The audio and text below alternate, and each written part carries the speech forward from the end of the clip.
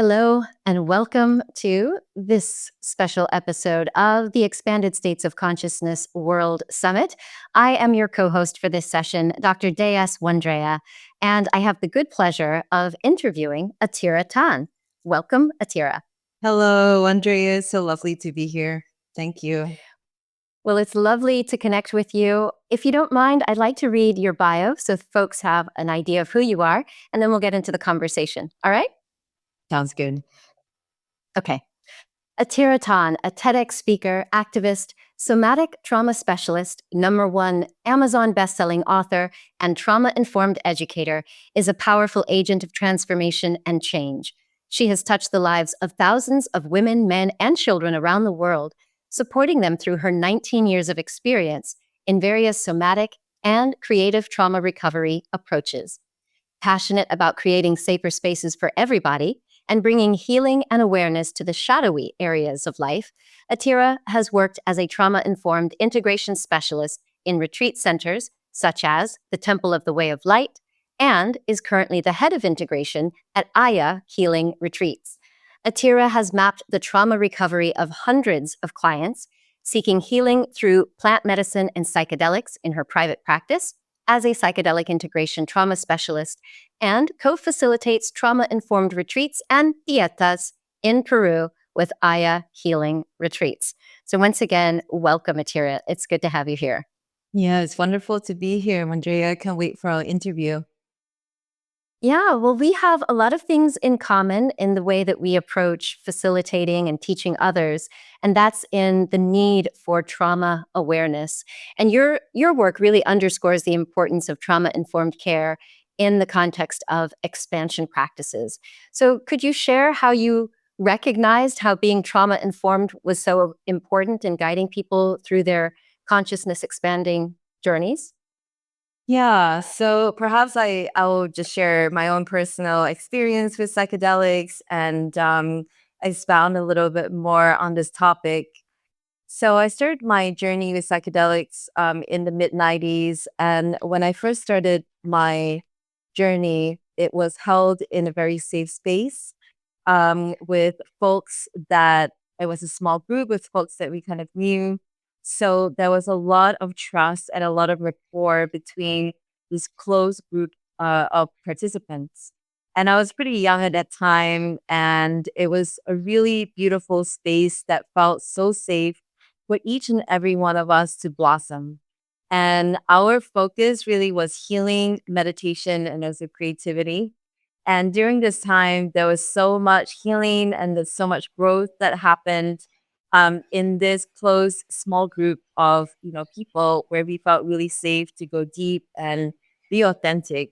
And within being authentic, there was so much that was reaped through that experience. So moving on, in my first ayahuasca kind of ceremony back in 2004, I sat with a so-called shaman that ended up in the ceremony. I was just share a trigger warning for those folks that are listening, that perhaps there is a trigger warning for sexual abuse. So if you don't feel resourced at the moment to listen to this story, please feel free to mute, or you can even pause or fast forward this video. So in 2004, I was in Cambodia and sat with this half Khmer, half French, so-called shaman. And I was pretty young still, and I was sexually assaulted during the ceremony, where I went outside because I needed some space. And he ended up sexually assaulting me as I kind of left the space and needed some time on my own. Fortunately, I was able to feel empowered enough to kind of push him off me, and just kind of help myself for the rest of the ceremony. This was in the middle of the ceremonial experience. But what was really alarming to me, apart from the fact that he had really violated my boundaries, was when I shared with the people that were there at the ceremony, who were also my close friends, the response that I had from my friends really troubled me. And they were avoidant, they were really dismissive, they were, kind of sharing and saying, oh, yeah, that's the facilitator. And, he does that really often. And we've seen it before, but that's just who he is. And it really shocked me that they had seen that kind of behavior and just normalized it. So I think that that was the seed that was planted around the importance of being trauma informed and also facilitators acting in integrity and also having the right experience to hold people through, a non-ordinary state of consciousness, because that experience as a wood really affected me. And I ended up going to into plant medicine spaces from that experience, being very hyper vigilant because that happened to me. And so I really wanted, there were so many wonderful parts of me that wanted to protect myself. But because I was hyper vigilant in these ceremonies and not feeling particularly safe anymore, it was really hard for me to kind of heal or to feel safe enough to relax and to let go and to soften into that expanded state of consciousness experience. So I had these two experiences where I was in a safe space and experienced so much healing and so much growth. And then going into another experience where it was completely the opposite. So through my hypervigilance, I was, and because I have worked in the field of trauma for so long, for about 2 decades, I had experienced a lot of other things that I felt could be mitigated through education and awareness. And I was quite shocked at the number of plant medicine ceremonies that I went into where the facilitators were not informed of trauma, where a lot of them will, presented with narcissistic behavior, where a trauma imprint or perhaps a flashback was happening for me in that non-ordinary state. And instead of, having comfort or some kind of repair, I was in fact asked to shut up and leave the ceremony because, I was going through an emotional trigger. I was shamed. There was so many things that would happen. So under the categories of neglect and also sometimes, as I mentioned, with abuse. So this was really the moments where I started to recognize how important it was. And through my surprise and my shock at how little facilitators actually understood about trauma. And I really do feel that is essential and imperative for all facilitators to be trauma informed, because when we enter the plant medicine space, people come in to heal. They come in to heal, they want to soften their psychological defenses, want to connect to something bigger than themselves. And it is, not rocket science to put the two and two together, because as my teacher, one of my teachers shares, Jane Hartwick Collins, she says, you need to feel in order to heal. And that's what happens in the psychedelic and plant medicine space, is that what we need to heal comes up in these imprints so that we can feel. And if people are under resourced because they do not have the tools or the tips or also the awareness of what's happening to them, they're going to feel more overwhelmed and they're going to get re traumatized. And there are certain instances in the plant medicine world where there is a malintentioned facilitator, like I just named in my first experience, that can also create more trauma for folks when they are not informed or aware. So I think that this is one of the really big reasons why I started to run my programs, because in my private practice, there were so many participants that were coming to me, or clients that were coming to me, sharing these stories of abuse, exploitation, but also of neglect and dismissal and avoidance when these trauma imprints would come up. And when I would speak to, the facilitators to inquire, a lot of them answered that they did not know what to do when those imprints arose, which meant that they did not truly understand, how trauma works in the body, physiology, what's happening in the non-ordinary state of consciousness, but also how to guide people into repair. And that is so essential and important as a facilitator, in my opinion. Mm. Thank you so much for sharing your story, Atira. I'm so sorry that you had that experience. I really appreciate you bringing it up. And like you, I've heard so many stories, similar stories, and unfortunately, I do feel like it is a bit rampant. But fortunately, with sharing these kinds of stories, it gives people the awareness of what to look for, hopefully. Mm. And as you say, I also believe that all facilitators need to be trauma informed or trauma trained. I've spent 23 years doing this and bring a world of a background before I sat in these ceremonies. But I was shocked to see how many people, like you said, didn't recognize, oh, this is trauma and I need to treat it with compassion and understanding. So we folded that into our apprenticeship program. And I'm so grateful to know that you're doing that. One of the things you mentioned was empowerment, and I think it's a big part of what you do in providing education on trauma and all of its effects. So, how do you empower people to navigate their own healing, and what role does that understanding play in accessing expanded states of consciousness? Yeah. So I like to kind of break the question up into two parts. I think one part is how facilitators can create a positive impact in participants' healing. So these trainings that I offer really around educating and empowering the facilitators to understand what to do. So, for example, in plant medicine spaces, the more facilitators understand how to mitigate the risk of re traumatization if there is a trigger, or perhaps if there is an emotional flashback or a sensational flashback, to identify when the flashback is happening, what the different categories of trauma it are, and the nervous system presentations of folks in the group. And also, when they know how to offer repair to instead of, as I named, avoidance or dismissiveness, and instead focus more on attunement and also therapeutic presence to attune to the right kind of support because everybody is individualized.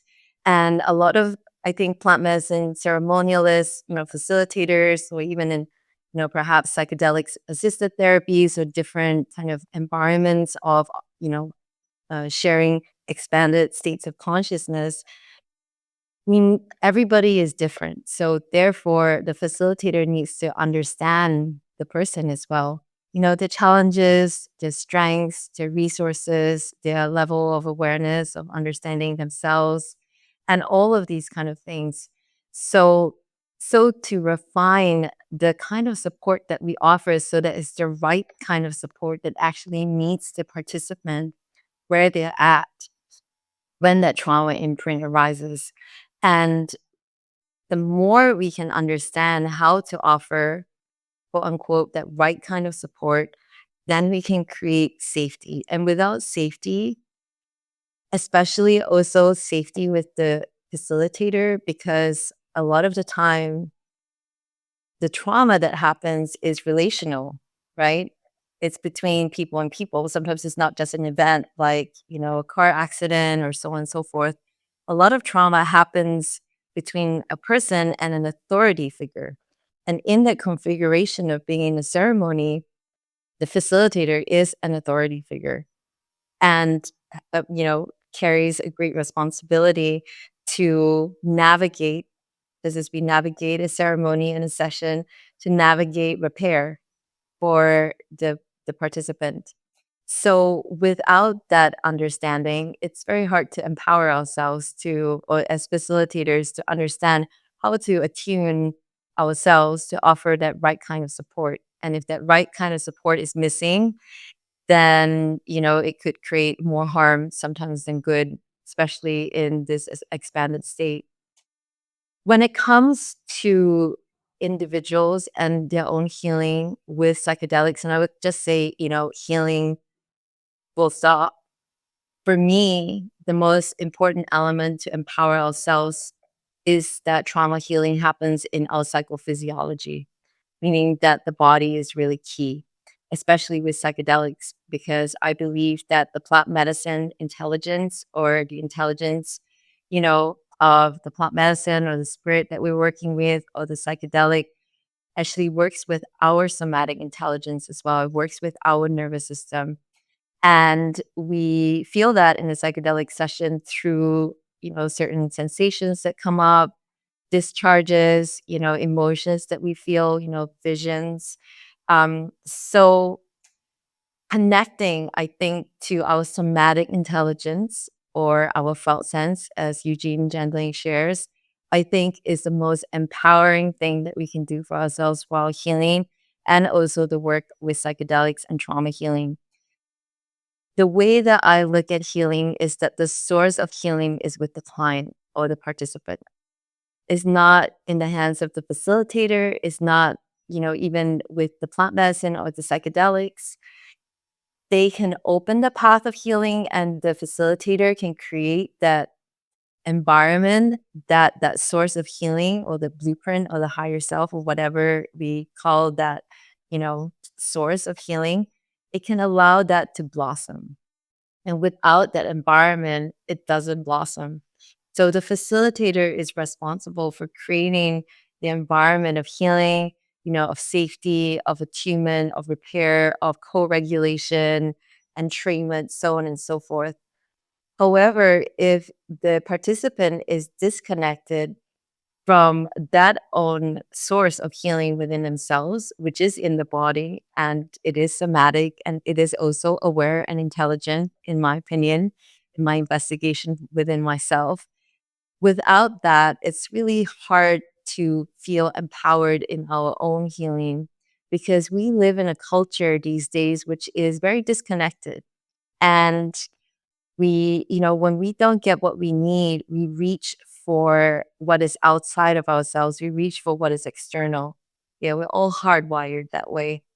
And the biomedical model doesn't help as well, because in our medicine culture, say in the Western world, what we do is we reach for a pill instead of looking within ourselves and being curious and asking ourselves, what is the source? What is the root of this suffering? So, what I see with individuals that come for healing in the plant medicine and psychedelic world is that they are very disconnected from themselves. They're disconnected from others, and they're also disconnected from their environment, from their bodies, from their emotions, sometimes from their thoughts and their patterns and their behaviors. And as long as we are disconnected, it will be very hard for us to find that empowerment within ourselves to heal.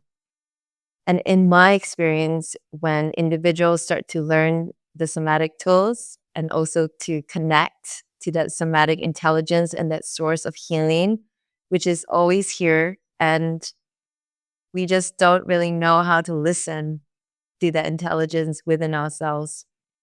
But when people do, what I've seen through my training is that very lovingly and gently, in their own time and pace, with the healing time signature that's always present and unique for each and every one of us, there will be great power, and there will also be great sovereignty and autonomy and authenticity, because we are connected to ourselves, and our body and our felt sense reveals the truth, because our body is a truth barometer. Our felt sense will always share with us what it feels in that very present moment. And usually with folks, there is a fight between body, the mind, and the thoughts, and our heart. So the more we pay attention, to the somatic wisdom, the somatic intelligence in our bodies, I believe that that is a path to true empowerment, to healing in all contexts. So the role then of the facilitator in this training, and how, I really wish to empower facilitators that come in, is to have the right tools, know how to create this inner and outer environment so that the source of healing for folks can really blossom. And for this, education in trauma and how it works in non-ordinary states of consciousness, that is so essential, Andrea. Hmm. Yeah, I love how you put that. I consider what we have in us, actually encoded in our DNA and expressed in the body, as you say, is it's what I call the innate vitality code. We have our own code that our whole body systems will turn on when we give ourselves permission or when we're in these expanded states in that sense of safety. So I love the way that you frame empowerment in that way. And you've also talked about categories of trauma. In your toolkit, you outline three categories of trauma. And it seems like really understanding these is really crucial for working with expanded states of consciousness. So, could you share how these categories of trauma interplay with an individual's capacity to access and to integrate these expanded states?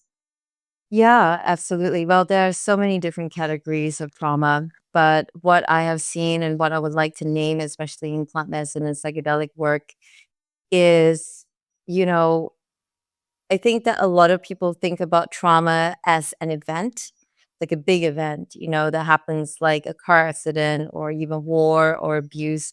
But the truth is that trauma actually lives on the spectrum.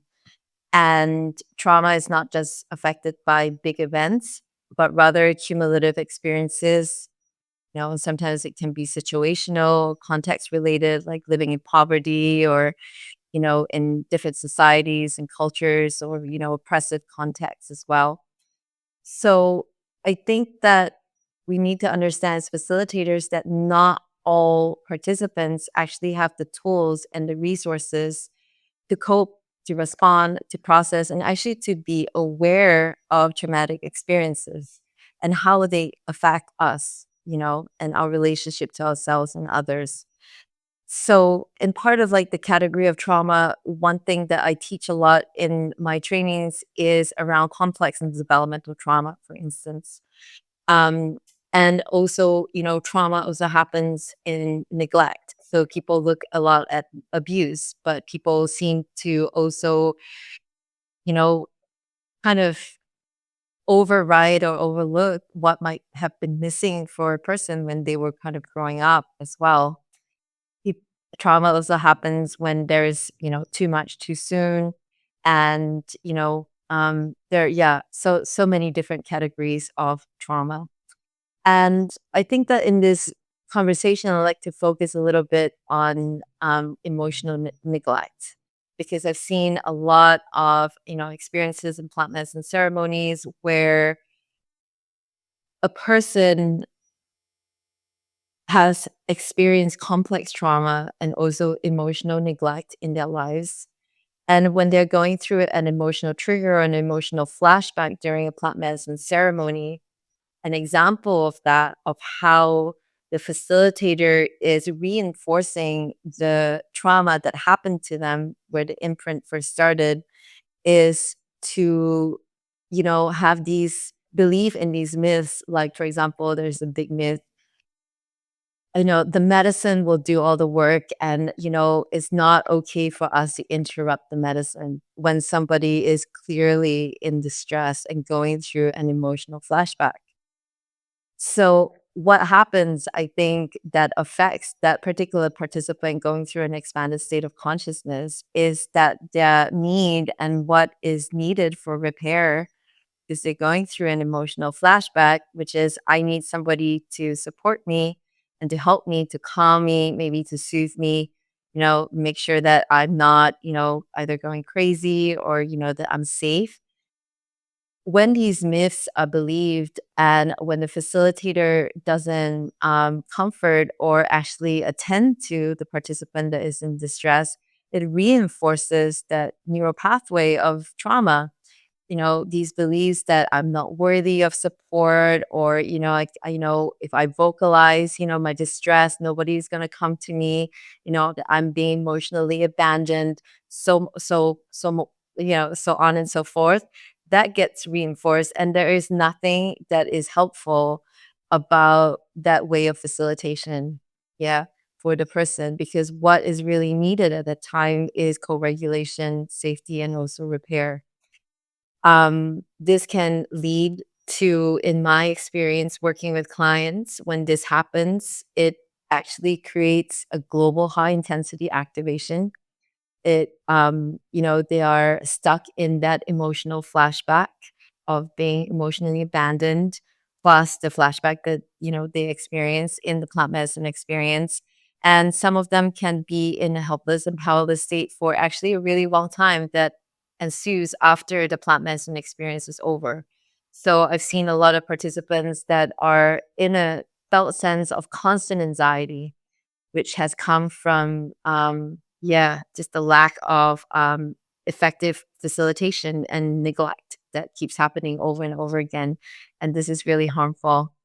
Uh, this is very harmful. And sometimes this kind of, lack of understanding of the different categories of trauma and how they arise can actually create more harm than good.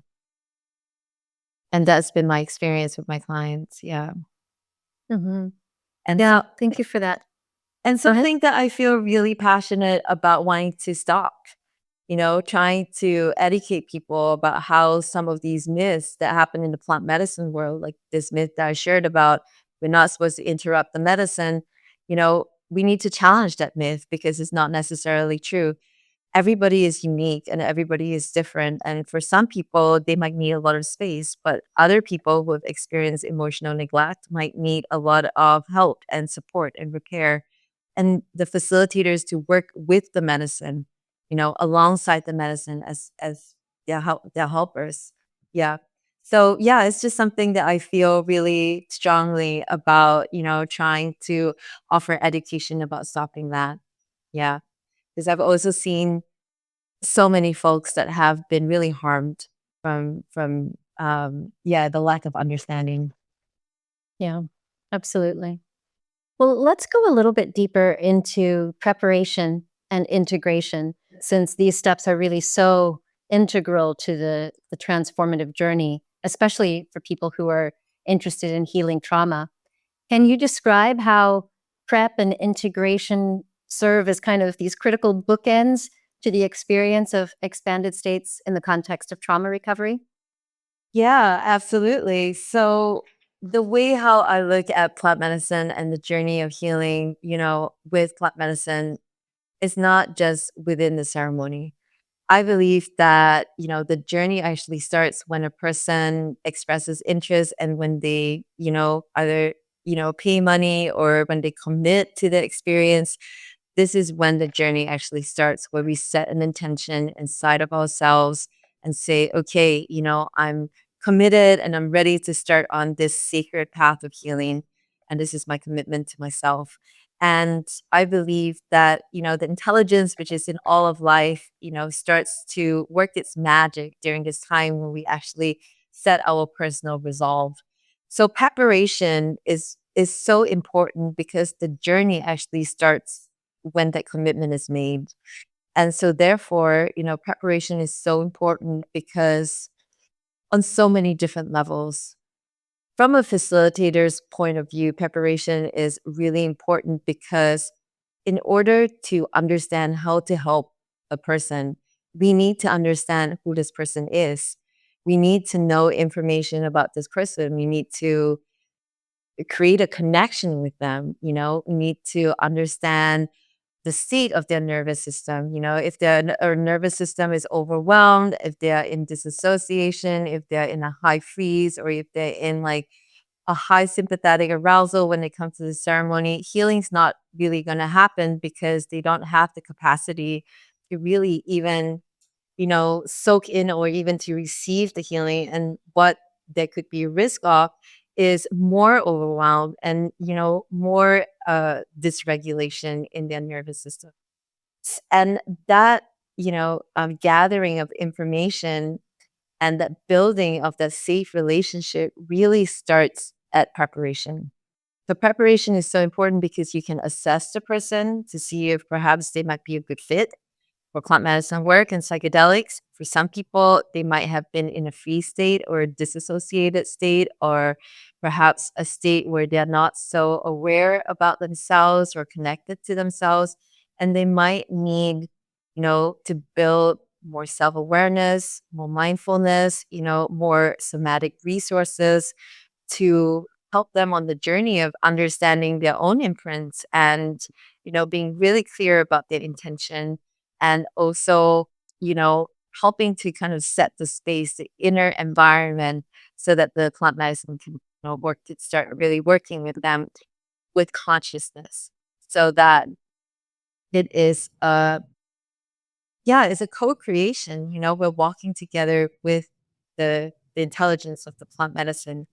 So all of that, the assessment, assessing, understanding the history of a person, understanding the state of their nervous system, perhaps the categories of trauma that they've been through, perhaps their intention, whether they're resourced enough, to enter the plant medicine space, whether they're conscious enough.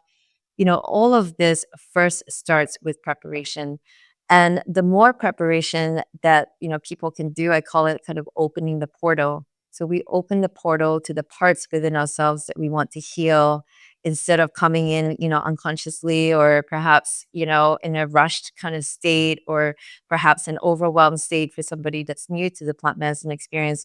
But we want to titrate and start, this work consciously as we enter into the ceremony space.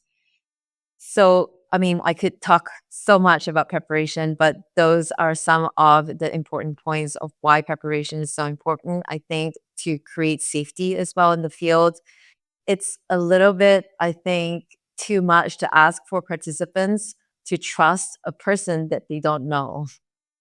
you know, especially for a trauma survivor who has been through really challenging experiences of, manipulation, or, untrustworthiness with authority figures. And so immediately there's already a trigger when we come into an unfamiliar space with, a person of authority that we don't necessarily have a relationship with. So why would a trauma survivor automatically give a facilitator their trust? And trust is built through rapport, and rapport can be built through preparation. The importance of integration. I could talk about this for, hours on end, even days on end, but I do feel that the real work actually starts, after the ceremony, in integration. So as Jack Cornfield shares, after the ecstasy comes the laundry. Yeah, we have to still do the work. I see very few clients who are, miraculously healed from one plant medicine experience. There are people that I do see that are miraculously healed, but more often than not, a lot of our trauma imprints are complex, and it takes time for us to heal. And this is why the integration journey is so important, because, integration is like, sometimes in an expanded state of consciousness, we take the elevator and we go out to the 100th floor and we get a perspective on life, which is a bird's eye view, and we're like, oh, I understand this part of my life and that. And, I understand the nature of consciousness. But after the experience wears off, the elevator goes down and we find ourselves still on the ground floor. So integration is that work of working, from zero, so being on the ground floor, but going step by step up so that we can sustain this, the insights that have been received, that perspective, changes and patterns of behavior, healing our trauma imprints. There are so many things that comes in the stage of integration. In my experience, integration is not emphasized enough. So in my courses, I teach, there are many different categories of integration, but there are three that we focus on. So the first integration category of integration is, clearing the wardrobe, so to speak. So it's when we realize that perhaps, after a plant medicine experience, we've gained all these insights, so we might feel like a newborn, person. But how do we match our outer environment and the cloaks and the personas that we wear with this inner environment that has been changed from the plant medicine experience? That's the first category. The second category is the category that I work most with people, which is called shadow work. And, these imprints come up of trauma, and sometimes these are parts that we have disassociated from. So we need to kind of do the work and more kind of trauma healing outside of the session. And for some, this can take a really long period of time. The third category is what I call from me to we. So when we, kind of move out of perhaps our self absorption or our focus on healing, and we start to feel that we want to be of service and we want to expand that. But all of these categories take time, and they also take support, need support as well. And that support can come through self-directed integration, or it can come through integration through a therapist or a support worker. But it is essential. So I look at preparation, the ceremonial experience, and also integration as really one whole. Yeah. And that is very much based on the foundation of a person's intention. Yeah, that's really beautiful. Thank you for sharing. So I'd like to shift a little bit to the concept of divinity in healing moments. I've heard you say that when you can witness healing, even in the smallest instances, it's these moments that divinity manifests. Can you expand on that a little bit, or maybe share a personal story where you saw divinity manifest through healing? Oh, 100%. So I was thinking about this question, and really, I think that the most powerful experiences that I've had when I've seen divinity in the room are not actually in plant medicine experiences, but a lot of the experiences that I've had working in the humanitarian sector. So my background is, as a somatic trauma specialist, I work in the non-for-profit world, and some of a little bit of my experiences that I used to work in. Well, I still do actually still do work in the area of sex trafficking and the prevention, and also the cure of helping child sex slaves to recover from those experiences. But part of my experience as well working in Asian countries was that I was in working in Cambodia for a really long time, where I was working with survivors of the war, the war, the Pol Pot war. And, I'm just giving the audience perhaps a trigger warning as well. A lot of war that's happening on the planet these days. So I just want to also just trap you out there. If you don't feel resourced to hear this, it's absolutely okay to really prioritize your self care, to pause, to, fast forward. So I've had many years of experience working with victims of survivors of torture and war. I spent a year working in a refugee camp. And I'm an art therapist and an expressive art therapist. And one of the modalities that I use a lot is, drama therapy or psychodrama. And there was one experience where I was working with a group of survivors from the war, and it was so intense, the experience of the war, of witnessing, their loved ones being blown up, of, escaping through landmines, and it was just story after story of just intense fear, intense grief, just shock, horror. And in this session that it was co-facilitated by a group of, psychodrama therapists, we invited these group of survivors to reenact their trauma of what happened to them that they wanted to heal, but they were able to direct their story so that it led into a reparative ending. And Andrea, it was the most incredible thing that I'd ever seen in my entire life, where it was like the room, it was like a shabby room, because, we're working in a third world country, and, it's very, very, under resourced, and, everything smells, and, everything's like really hard, and the room's really small and it's full of people.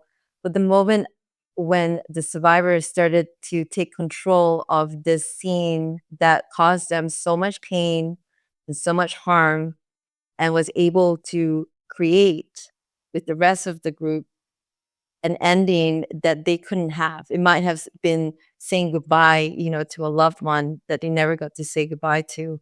Or, there's so many instances with that.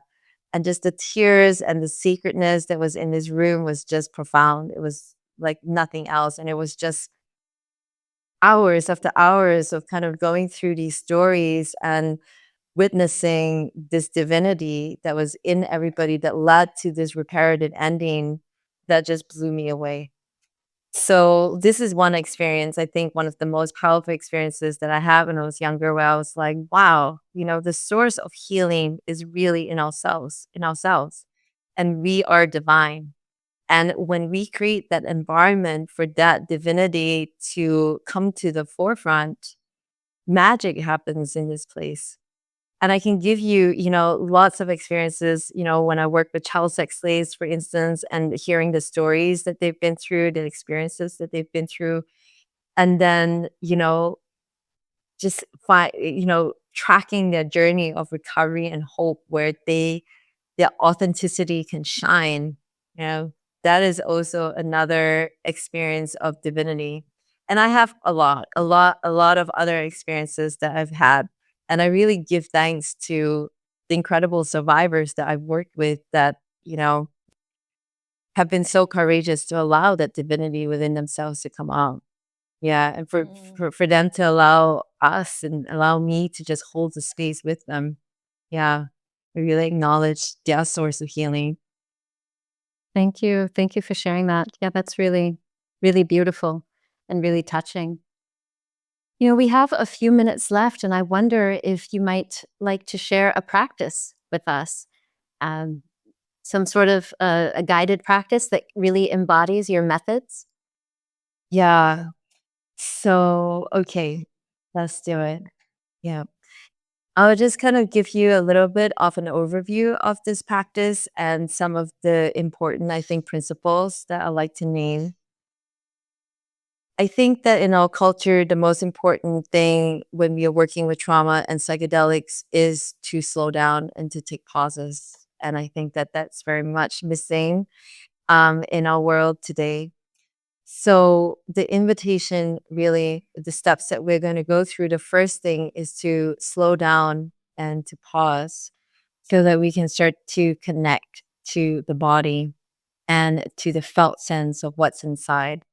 And when I shared the word felt sense for you out there who are listening, if you don't understand the word felt sense, it comes from Eugene Gentling, who is the founder of Focusing. And it is the sensations that we notice in our bodies, sensations that also contain memories, sometimes emotions, feelings. And the invitation as we connect to our felt sense, our felt sense examples of that could be, the sensation of contraction or the experience of the felt sense of expansion or heaviness or lightness or spaciousness or restriction. For example, if you're feeling sad, you might feel, a lump in our throat. That's a felt sense of sadness, or a heaviness in your chest. Or if you're feeling anxious, you might feel that as a constriction in your gut or your belly. And the invitation as we start to perhaps settle into the body and when we start to connect to our felt sense is to actually welcome what's here, is to welcome all the parts that make up who you are, parts that you love about yourself, and the parts that are suffering or that create suffering in your life. The invitation is to welcome them here in this very present moment. And then to start creating an inner dialogue with these parts, these felt sense parts. And the words that we will use today are the words, I feel you, hear you, or I've got you, if that feels right for you. And if these words don't feel right to acknowledge these parts, then we're just going to let it go. And you can find your own words, maybe in your own language, that just lands for you in the right way, where these parts can feel acknowledged, welcome, and heard and felt. So this is the exercise that we'll do today. Yeah. So the invitation is to find a comfortable seat if you're not already, and to place both your feet on the ground if you're sitting in a chair like I am. And perhaps here the invitation is to take a few gentle breaths into the body, just your normal breath. With every exhale, we can perhaps also consciously release any heaviness, any stress, tension, body, mind. And the invitation as we are taking these breaths is to slow down.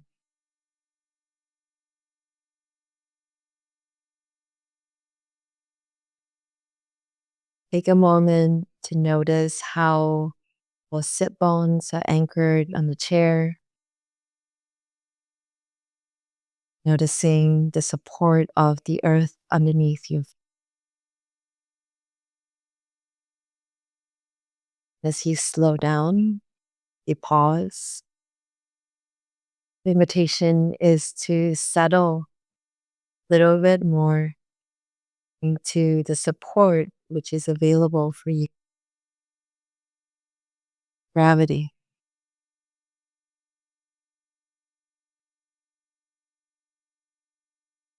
Noticing what happens in the body and then internal landscape inside. Slow down, settle, available.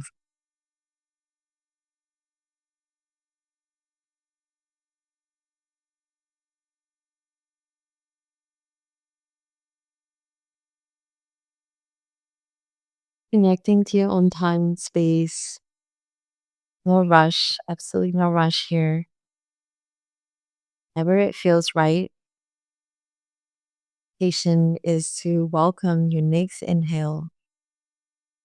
To allow that inhale to pour into container of your body. To start to access or to come inside what I call your internal landscape of sensations, emotions, energy, thought.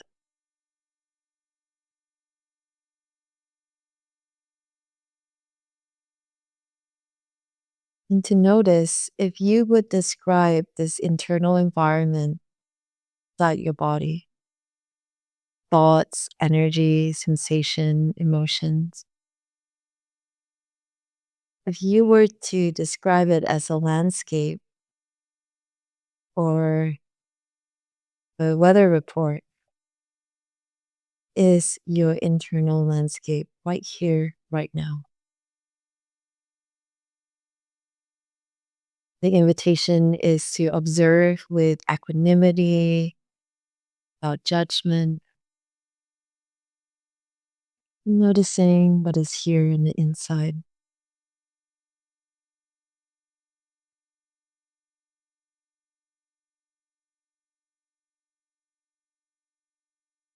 As you notice what is here in your felt sense, the invitation is to welcome it without judgment. To welcome what you're noticing inside,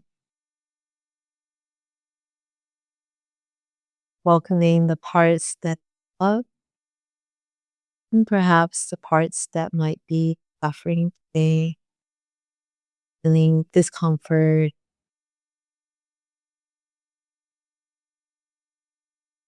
no activation.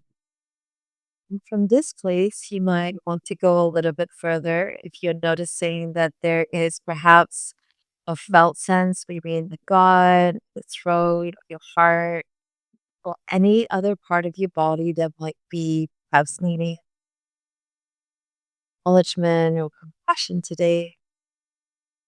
Perhaps take your hand to that part of your body.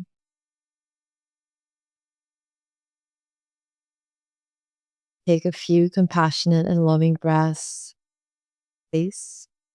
You're noticing that sensation. And taking a moment to acknowledge the sensation with these words. I feel you. I see you. Oh, I've got you. I feel you. I see you. You brought you.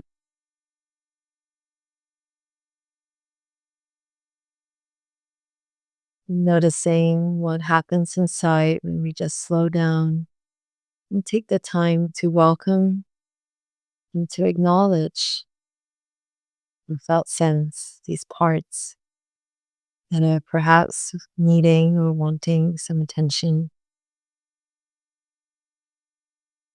It's parts that want to feel felt and heard from us.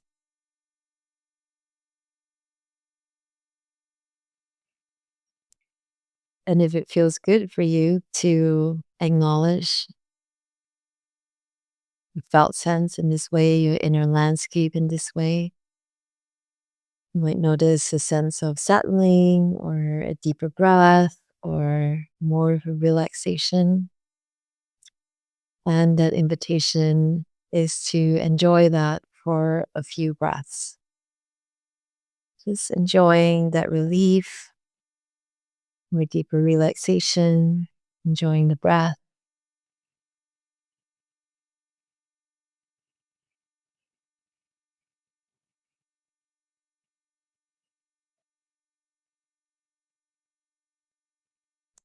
And if this practice, somatic practice, resonates for you, you can even, expand that. And in your own time, you can start to have a dialogue with these parts that you feel inside. Maybe even after this lecture, you can journal or reflect or write down what you noticed inside and what this practice was like for you.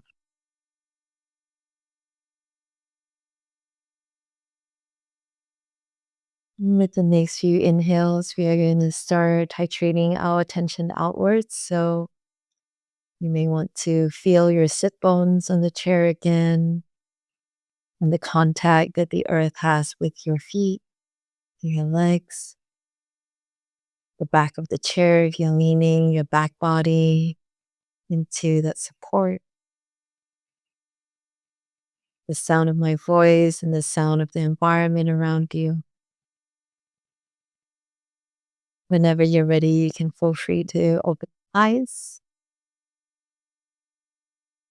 You take a moment to orient to your environment, neck all the way around, sides, using your eyes to take note of colors, shapes that you enjoy looking at,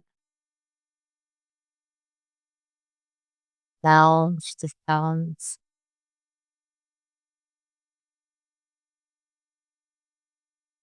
finding yourself back to this present moment with me and Andrea of this interview.